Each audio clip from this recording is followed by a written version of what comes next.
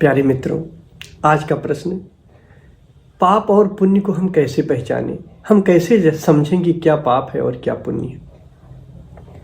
ये बात सही है।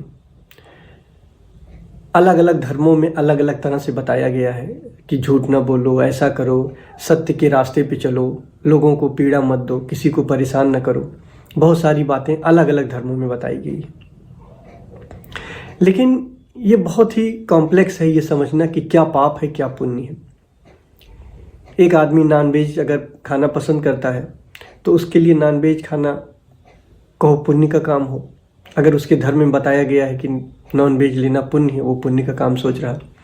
किसी धर्म में अगर बताया गया है कि नॉनवेज लेना पाप है तो पाप हो जाता है। हो सकता है जो आपके लिए पाप हो किसी और के लिए पुण्य हो।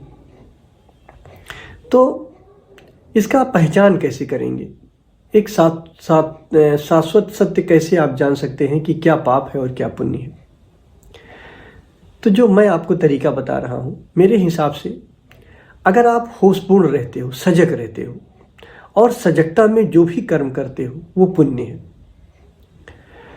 और अगर आप बेहोश हो, बेहोशी में आप जो भी कर्म करते हो वो पाप है।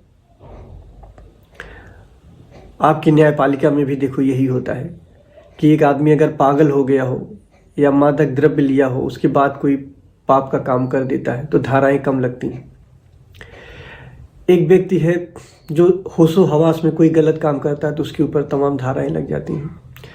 तो मेरे हिसाब से और समाज के हिसाब से भी यही उचित है कि आप होशपूर्ण रहिए, सजग रहिए और सजगता में आप जो भी निर्णय लेंगे, जो भी करेंगे वो पुण्य ही होगा।